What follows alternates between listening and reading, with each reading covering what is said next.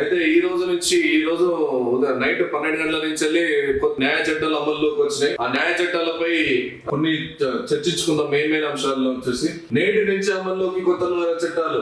భారతీయ న్యాయ సంహిత, నాగరిక సురక్ష సాక్ష్య అధినియం అని చెప్పేసి ఐపీసీ కా BNS, CrPC BNSS, evidence act వచ్చేసి బిఎస్ఏ గా మార్పు, పోలీసులకు మరిన్ని అధికారాలు, దేశద్రోహం రాజద్రోహంగా పరిగణ, నిందితుల చేతులకు బేడీల పునరుద్ధరణ, అంటే బేడీలు వేసి తీసుకునే సంస్కృతి మళ్ళా వచ్చింది. కొత్త చట్టాలపై పలు వర్గాల అభ్యంతరాలు వచ్చేసి చేసిన దేశ న్యాయ వ్యవస్థలో విస్తృతమైన మార్పులు తీసుకొచ్చే కొత్త నేర చట్టాలు సోమవారం నుంచి అమల్లోకి వచ్చాయి. బ్రిటిష్ కాలం నుండి ఇండియన్ పీనల్ కోడ్ ఐపీసీ ఇక మీదట భారత న్యాయ సంహితగా అంటే బిఎన్ఎస్ గా, కోడ్ ఆఫ్ క్రిమినల్ ప్రొసీజర్ అనేది సిఆర్పిసి వచ్చేసి భారతీయ నాగరిక సురక్ష సంహితగా, బిఎన్ఎస్ఎస్ గా ఇండియన్ ఎవిడెన్స్ యాక్ట్ వచ్చేసి భారతీయ సాక్ష్య అధినియం వచ్చేసి బిఎస్ఏగా మారనున్నాయి. ఇండియన్ ఎవిడెన్స్ యాక్ట్ భారతీయ సాక్ష్య అధినియం బిఎస్ఏగా మారనున్నాయి. వివిధ వర్గాల నుంచి నూతన చట్టాలపై తీవ్ర అభ్యంతరాలు వ్యక్తమవుతున్నాయి. వీటి అమలు నిలిపేయాలని కోరుతూ సుప్రీంకోర్టు ఇప్పటికే ఒక పిటిషన్ దాఖలైంది. వాటి గురించి కొంచెం బ్రీఫ్ గా చర్చించుకునే ప్రయత్నం చేద్దాం. అయితే స్వదేశీ న్యాయం చెప్పేసి ఏ చట్టాల్లో ఏముందని చెప్పేసి కొద్దిగా చూద్దాం. చట్టాల తాలూకు బిల్లు ఆమోదయోగ్యంగా లోక్సభ, రాజ్యసభల నుంచి ఏకంగా 140,000 మంది విపక్ష ఎంపీల సస్పెండ్ చేశారని, చర్చ జరపకుండానే బిల్లు ఆమోదించారని చెప్పేసి పిటిషనర్లు అంజలి పటేల్, ఛాయా మిశ్రా పేర్కొన్నారు. అయితే భారతీయ సాక్ష్య అధినియం అంటే ఇంతకు ముందటి ఎవిడెన్స్ యాక్ట్ లోని పలు అంశాలను దీంట్లో తిరిగి కొన్ని మార్పులతో పొందుపరిచారు. ఉదాహరణకు ఎవిడెన్స్ యాక్ట్ లో భారత భూభాగం అంతటికి చట్టం వర్తిస్తుందని స్పష్టం చేయగా దాంట్లో ఉన్న ఇండియా అనే పేరును బిఎస్ఏలో తొలగించారు. తద్వారా భారత భూభాగం వెలుపలి ప్రాంతాలకు చెందిన డిజిటల్ రికార్డులను కూడా సాక్ష్యంగా పరిగణించడానికి అవకాశం ఏర్పడింది. స్మార్ట్ ఫోన్లు, ఇతర డిజిటల్ ఉపకరణాల్లోని వివరాలను కూడా సాక్ష్యాధారాలుగా పరిగణిస్తూ డాక్యుమెంట్ నిర్వచనాన్ని విస్తృతపరిచారు.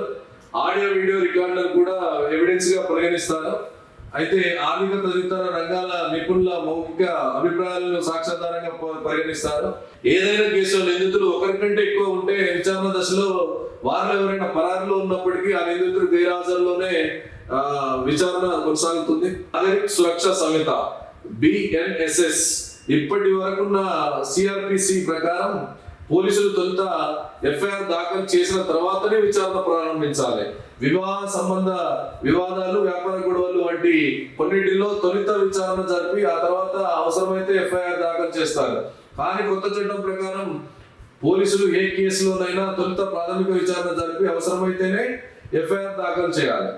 పోలీస్ స్టేషన్ పరిధితో సంబంధం లేకుండా ఘటన ఎక్కడ జరిగినా ఏ పోలీస్ స్టేషన్ లోనైనా ఎఫ్ఐఆర్ దాఖలు చేయవచ్చు. దీన్ని జీరో ఎఫ్ఐఆర్ గా పరిగణిస్తారు. పోలీస్ స్టేషన్ కు వెళ్లకుండానే ఏదైనా ఘటనపై ఫోన్, తదితర సమాచార సాధనాలతోటి ఫిర్యాదు చేయవచ్చు. అయితే అరెస్టు చేసిన వ్యక్తుల వివరాలని పోలీస్ స్టేషన్ లో అందరికి కనిపించేలా ప్రదర్శించాలి. తద్వారా సదరు వ్యక్తుల బంధుమిత్రులు తగు న్యాయపరమైన చర్యలు చేపట్టడానికి వీలవుతుందని చెప్పేసి ఒకటి.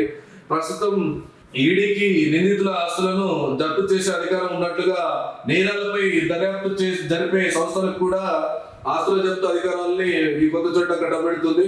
వీడియో కాన్ఫరెన్స్ ద్వారా నిందితులు, బాధితులు, సాక్షులు విచారణకు హాజరు కావచ్చు. ఇదే పద్ధతిలో వాంగ్మూలాన్ని కూడా రికార్డ్ చేయవచ్చు. స్వాతంత్రోద్యమంలో నాటి జాతీయ నాయకులను జైళ్లలో పెట్టడానికి బ్రిటిష్ ప్రభుత్వం ఉపయోగించిన దేశద్రోహ చట్టం అమల్లో సుప్రీంకోర్టు 2022లో నిలిపేసింది. ఈ చట్టంపై సమీక్ష జరుపుతామని కేంద్రం నాడు సుప్రీంకోర్టులో తెలిపింది. కానీ కొత్త చట్టంలో తిరిగి దేశద్రోహ చట్టాన్ని రాజద్రోహం పేరుతో తీసుకొచ్చింది. ప్రభుత్వ విధానాలను విమర్శించడానికి, ప్రజలకు ఉన్న హక్కును అణచివేయడానికి చట్టం ఉపయోగపడుతుందన్న విమర్శలు ఎంతో కాలంగా ఉన్నాయి. అయితే భారతీయ న్యాయ సంహిత బిఎన్ఎస్ మహిళలు, పిల్లలపై జరిగే నేరాలపై విచారణకు ప్రాధాన్యత ఇచ్చారు. పెళ్లి చేసుకుంటానో లేదా మరో విధంగానో యువతులు మోసగించి లైంగికంగా సంబంధం పెట్టుకోవడాన్ని సెక్షన్ 69 ప్రకారం నేరంగా పరిగణిస్తారు. మైనర్ పై గ్యాంగ్ రేపునకు పాల్పడిన వారికి మరణశిక్ష లేదా జీవిత ఖైదు విధిస్తారు. బాధిత మహిళలను పిల్లలను ఆసుపత్రిలో చేర్చగానే వారికి కొంత ఉచితంగా వైద్యం అందించాల్సి ఉంటుంది. ఉగ్రవాద చర్యలను తొలిసారిగా నిర్వచించి నేర చట్టం కిందకి తీసుకొచ్చారు. ఇంతకు ముందటి దేశద్రోహం నేరాన్ని రాజద్రోహంగా మార్పు చేశారు. నిర్లక్ష్యంతో వాహనం నడిపించి మరణానికి కారణమైన నేరస్తులకు హిట్ అండ్ రన్ కేసుల్లో ఇప్పుడున్న 2 ఏళ్ల జైలు శిక్షను 5 ఏళ్లకు పెంచారు. మూకదాడిని హత్యతో సమానంగా పరిగణించి విచారిస్తారు. శిక్ష అమల్లో భాగంగా నిందితులతో సామాజిక సేవ చేయించడం అనేది కొత్త నిబంధనలు ప్రవేశపెట్టారు. సందర్భంగా నిందితుల చేతులకు బేడీలు వేయడాన్ని పునరుద్ధరించడం, తప్పనిసరిగా ఎఫ్ఐఆర్ నమోదు చేయాలన్న ప్రస్తుత నిబంధనలు తొలగించడం పాతకాలపు పోకడాలను దేశాన్ని తీసుకెళ్లడంగా పలువురు భావిస్తున్నారు. నూతన చట్టంలోనే కొన్ని వివాదాస్పద అంశాలు ఏంటి అంటే, న్యాయ సంహిత చట్టంలో గ్యాంగ్ వ్యవస్థీకృత నేరముఠాల గురించి వట్టి పదాలు ఉన్నాయి కానీ వాటిని నిర్వచించలేదు. ఫలితంగా అమాయకులను కూడా ఈ కేసులతో ఇరికించే అవకాశాలున్నాయని న్యాయ నిపుణులు అంటున్నారు. అయితే న్యాయ సంహిత ప్రకారం మానసిక వికలాంగులకు విచారణ నుంచి రక్షణ లభిస్తుంది. అయితే బుద్ధిమాంద్యం ఉన్న వారిని ఈ కేటగిరీలో చేర్చలేదు. దీంతో బుద్ధిమాంద్యం ఉన్న వారిపై కేసు నమోదు చేయవచ్చు. అది కూడా ఒక విమర్శలకు తావిస్తుంది. అయితే నాగరిక సురక్ష సంహిత ప్రకారం పోలీసులు నిందితులను తమ కస్టడీలోకి 15 రోజుల పాటు ఉంచుకోవచ్చు. అంతేకాదు ఆ తర్వాత కూడా 40 నుంచి 60 రోజుల కస్టడీ కోరవచ్చు. ఈ కస్టడీని ఒకే దఫాలో కానీ పలు దఫాల్లో కానీ అమలుపరచవచ్చు. తద్వారా నిందితుడికి న్యాయస్థానం బెయిల్ మంజూరు చేసినా కూడా పోలీసులు కస్టడీ తీసుకునే అవకాశం ఉందని చెప్పేసి ఇది కూడా పెద్ద విమర్శలకు తావిస్తుంది. అయితే ఎలక్ట్రానిక్ రికార్డుల ఎవిడెన్స్ యాక్ట్ ద్వితీయ స్థాయి సాక్ష్యాధారులుగా పరిగణిస్తే దాని స్థానంలో వచ్చినటువంటి భారతీయ సాక్ష్య అభినయం 10వ స్థాయి సాక్ష్యాధారాలుగా పరిగణిస్తుంది. తద్వారా స్మార్ట్ ఫోన్లు, ల్యాప్టాప్ల వంటి సాధనాలతో పాటు సెమీ కండక్టర్ మెమొరీలో నిక్షిప్తమై ఉన్న సమాచారాన్ని కూడా సాక్ష్యాధారంగా భావిస్తుంది. అయితే వీటిని సాక్ష్యంగా పరిగణించే కొత్త చట్టం పోలీసులు వీటిని నిందితుల నుంచి స్వాధీనం చేసుకున్నప్పుడు వాటిల్లో లేని సమాచారాన్ని తామే స్వయంగా చొప్పిస్తే పరిస్థితి ఏమిటి అన్న దాన్ని మాత్రం చర్చించలేదు. అటువంటి పరిస్థితి తలెత్తకుండా ఎటువంటి చర్యలు కానీ నిబంధనలు కానీ పేర్కొనలేదు.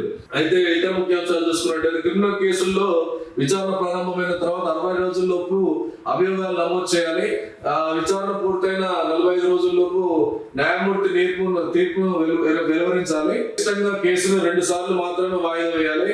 రేపు బాధితుల వాంగ్మూలాన్ని మహిళా పోలీస్ అధికారి బాధితురాలి సంరక్షకుల సమక్షంలో నమోదు చేయాలి. ఘటన జరిగిన తర్వాత 7 రోజుల్లోపు వైద్య నివేదిక సిద్ధం కావాలి.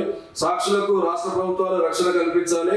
లింగ సమానత్వంలో భాగంగా లింగం అంటే జెండర్ అనే కేటగిరీ కింద ట్రాన్స్ జెండర్లకు కూడా అవకాశం కల్పించాలని చెప్పేసి కొత్త పేర్కొనడం జరిగింది. కొత్త నేర చట్టాల అమలుకు ముందు 2024 జూలై 1 తేదీకి ముందు జరిగిన నేరాలను ఐపీసీ తదితర పాత చట్టాల ప్రకారం విచారించాల్సి ఉంటుంది. జూలై 1 నుంచి జరిగిన నేరాలను మాత్రమే కొత్త చట్టాల ప్రకారం విచారించాలి. ఇది తీవ్ర గందరగోళానికి దారితీసి న్యాయవాదులు, న్యాయమూర్తులు ఇబ్బందులను ఎదుర్కొనే అవకాశం ఉంది. కేసుల నమోదులో పోలీసులకు ఇటువంటి ఇబ్బందులు అనేది ఎదురవుతున్నాయి. అయితే నిందితుల వీడియో కాన్ఫరెన్స్ ద్వారా విచారణ జరపవచ్చని కొత్త చట్టాలు చెబుతున్నాయి.